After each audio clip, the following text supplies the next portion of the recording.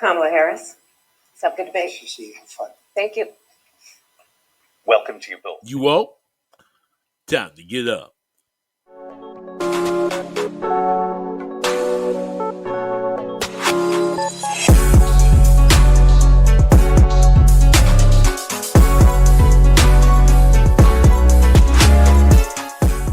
Hello and welcome to Thought You're Woke, No Speed Limit Podcast. I'm your host, Alvin. I hope you guys are having a terrific evening. The first thing I want you to do is make sure that you like, share, and subscribe as always. Every time you subscribe, every time you share this with other people, you get an opportunity to spread the love and spread my wonderful show around and help me grow. I watched the debate tonight. Actually, I listened to it because I was on the road, so I listened to it on the way home. Can I say this? At first, Harris started off slow, and I was like, I don't know if this is going to make it or not. And there's a couple of things that I learned tonight. For one thing, I learned that it's no longer black jobs, it's African-American jobs. Another thing is apparently in small towns, those barbecues that you go to, maybe Fluffy or Pearl, one or the other. I'm not exactly sure, but my new saying now is hide your cats, hide your dogs, hide your ferrets. They're eating all our pets around here. Anyway, what can I say about this debate? So Harris did a good job for what she did and what she was up against. She was up against Donald Trump, the human cannonball, and I mean wrecking ball. You talking about wrecking yourself. Trump did that tonight. Now, a lot of people are like, we're doomed. Oh, my God. Neither one of these candidates look good. As far as I'm concerned, Harris did what she needed to do. It sounded very presidential, and it's the typical stuff that politicians say, right? Meanwhile, Donald Trump, on the other hand, he said he wasn't going to prepare for this debate, and it was obvious. He didn't prepare for the debate. So what I basically got out of it was that apparently his administration is going to be all about tariffs, all about racism, because there was a lot of that in this particular speech, and that he tells a lot of lies just back to back. And, he's still not letting go of the fact that he lost the election. According to him, he's still president right now. So I'm surprised, when he made that comment to Harris didn't turn around and said, since you're still president, why don't you go call Putin and all them and tell them you're making a treaty? But she didn't do that. She didn't go that far. It didn't take much to get rid of the guy today. I had originally made a preview video of the debate. It's amazing how that preview video is exactly how they followed the script tonight. Now, how do I feel like Harris did on the economy? Because I'm just talking freestyle tonight anyway. Harris did okay on the economy. Would I say it was great? Would I say it was wonderful? No. I think she gave her idea of what she wants to do for America. We've been hearing about the $25,000 credit for first-time home buyers. She also talked about the $6,000 for child tax credit. That's awesome. I think those are two good things. What I didn't hear her talk about was $15 minimum wage. Talk a little bit about unions. And it would have been wonderful also if you're about helping the families, talking about 6 weeks medical leave, on top of the leave that people currently get, 90 days with pay. That would have been awesome, or something like that. But again, that's a little deep. That's really a deep progressive type view of the world that people don't really have. But that would have been great if she had talked about stuff like that.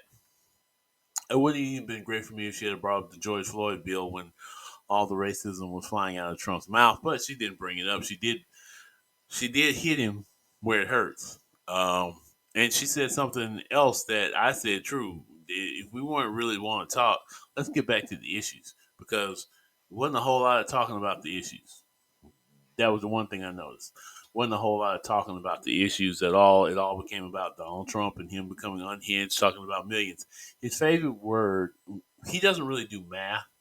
Like, I don't think he do tens, 20s, 30s, 40s. Anything below a million, a billionaire, that's what a billionaire think. Anything below a billion. So there's always going to be millions of people coming across the board. It's 11 million a month. At this point, I think if 11 million are coming across the border every month, I think America should be somewhere close to a billion people. I mean, that means there's nobody left in South America, but that's beside the point. Um, of course, there's millions of people dying in Ukraine. It's a very high casualty number. As I think they said, 600,000 Russians have lost their lives. So it's about 400,000, 200 to 300,000, 400,000 Ukrainians have lost their lives. Really? Um, Temporary collection loss right there. So anyway, getting back to the main subject at hand, how do I feel like they did? It was impressive to watch a man become totally unhinged and just totally. So the abortion question, he destroyed himself on the abortion. Once he got to the abortion question, it was kind of over with. He got to the abortion question. He was talking about how the Democrats are for abortion even after 9 months. 9 months is it's gestational period. That's how long it takes for a baby to be born. So after 9 months, there's an abortion. According to him, he means when the baby comes out, they're aborting the baby after it's born. You can't abort a baby that's already born. That would be murder. Um, I don't know where he got that from. He kept bringing it up. It's like he wouldn't stop bringing it up. And then he kept talking about Biden too. Biden's not running in this election, and Harris reminded him a couple of times. She made a couple of great points about the economy. Now, where she got off track a little bit was when they were talking about, of course, Israel, or when she was talking about her changing up on fracking. She went back to it and tried to correct it, but it's too late. I'm not a big fan of fracking, but I know it's big money in Pennsylvania, and that's where she was at. Philadelphia. She was in Philadelphia, so the capital of fracking, because fracking is a big deal up there.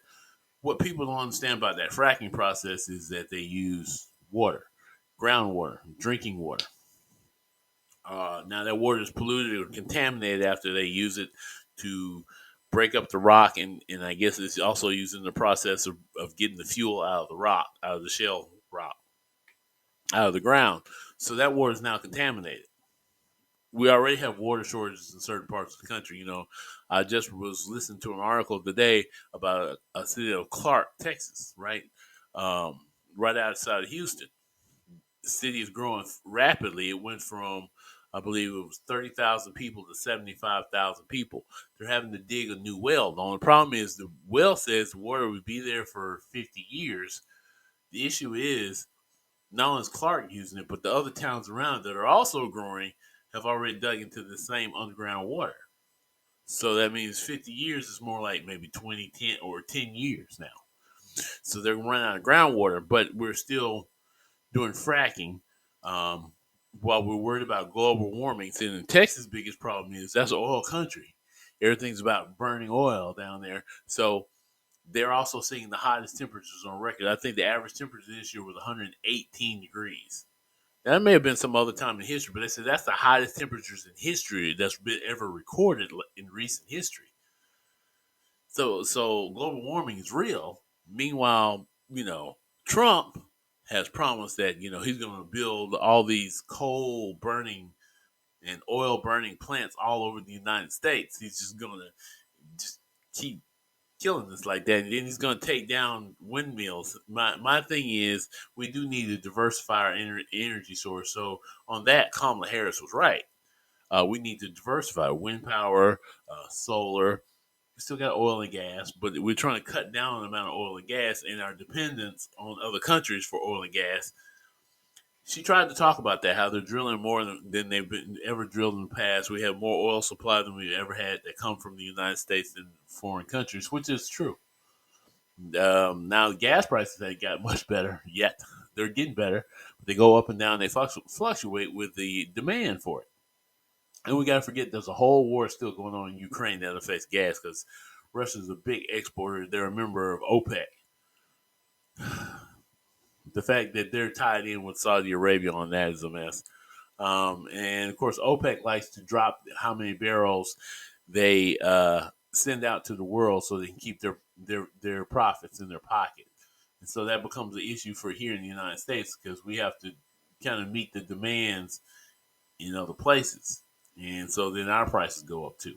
That's how it works. Right now, we're even starting to supply oil to Europe because of the war and the fact that they've cut their Russian supplies. So that means actually that's more income coming to the United States, right? Right.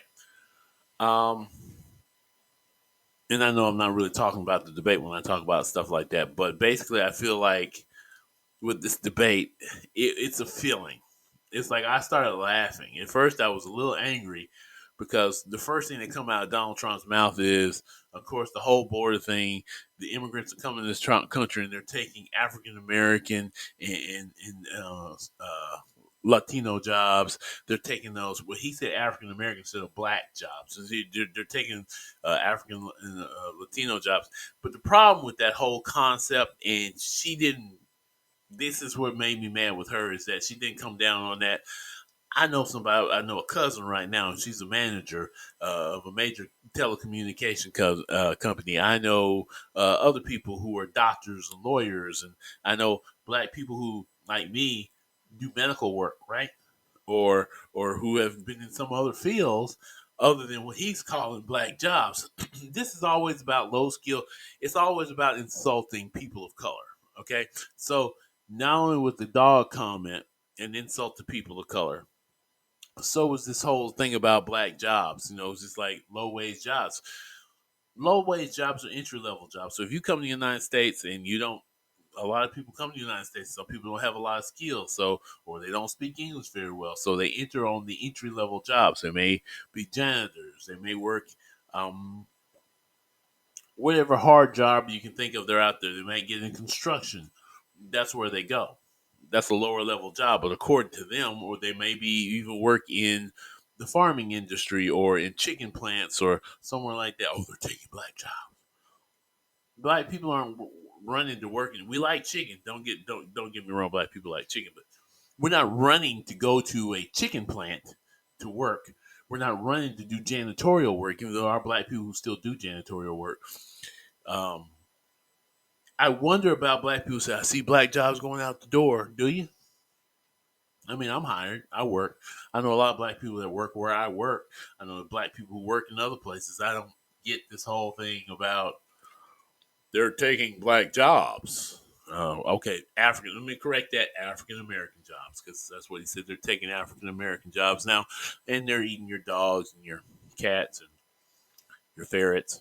They'll always eat Fluffy the rabbit. Yeah, they eat Bugs Bunny and all that. So anyway, um, again, the debate was interesting. Short on substance. Most debates are short on substance these days. You know, they did talk about some policies. Let me talk about Israel for a second. So both of them are very weak on how I feel about that policy because as a person who is um, pro-Palestinian to a certain degree, um, what do I mean by to a certain degree? So Hamas is the bad guy here. Israel can be the bad guy in the case of Netanyahu, who, by the way, if you didn't know this, he is actually a wanted felon by the world courts for war crimes. Specifically, this particular war because he's bombed hospitals, shot up convoys, done things that are considered war crimes. And let me tell you how controversial this thing is because this recently happened. So last week, IDF was going into a building to get these 6 hostages, and before that happened, Hamas decided to kill the 6 hostages. Among them was an American who was also an Israeli. Well, the IDF this week themselves decided to shoot an unarmed American in Israel who was protesting the war.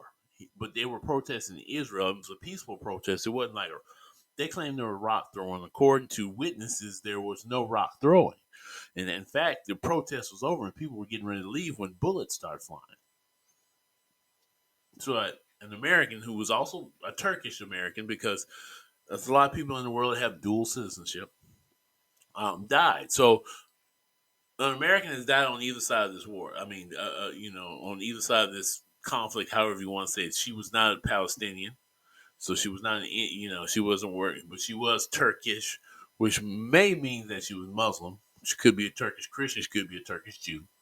Don't know that.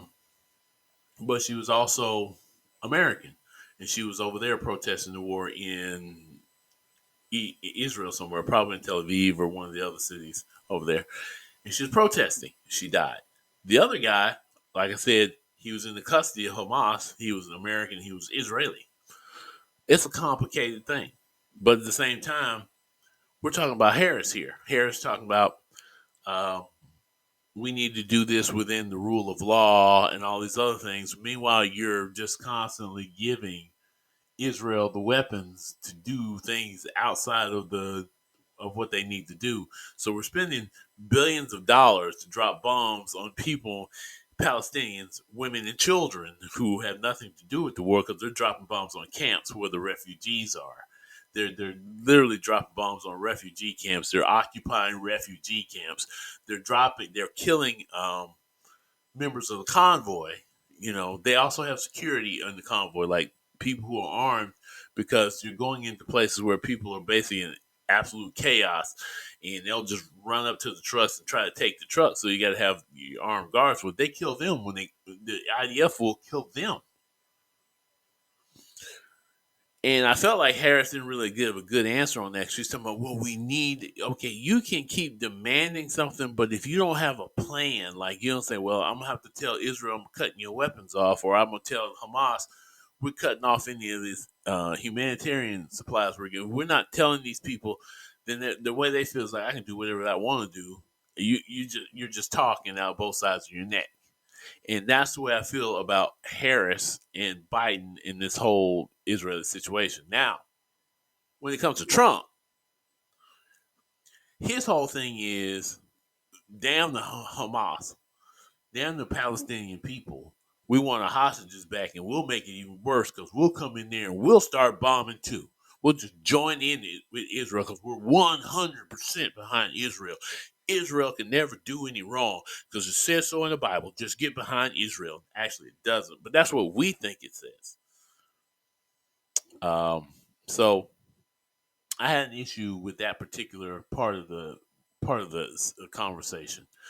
But for the most part, like I said, Trump just destroyed himself. He kept talking. He used billions of these immigrants coming over the border, just taking our country, destroying. I'm going to deport thousands and millions of people. I'm just deporting people. Everybody's a criminal. Everybody of color is the evil guy. And then he says, we're the laughing stock of the world. The laughing stock of the world. People are still looking up to the United States. I just listened to BBC and Telegram the other day, and both of them, people around the world, are still looking to the United States for leadership on certain things, especially Europeans. Not so much the Africans anymore, not so much the Asians, because Asians got Chinese to worry about, Africa got their own problems to worry about, and that's where they're getting. They're getting like, we got to deal with our stuff.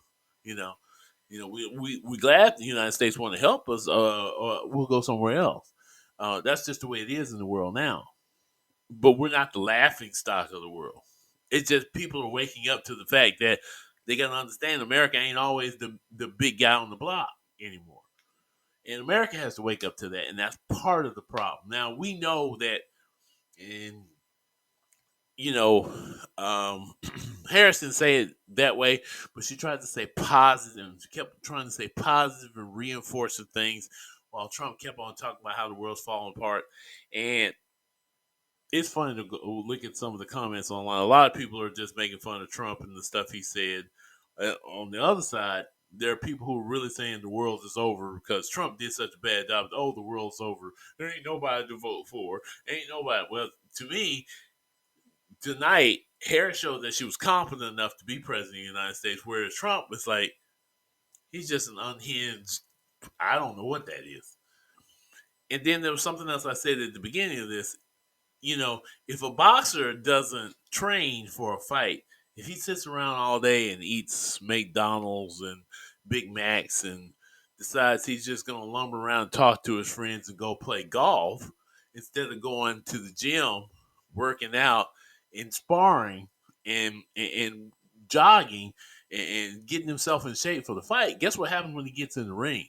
The other guy, you know what the other guy did? He closed himself off from the world. He trained. He concentrated on watching film on you.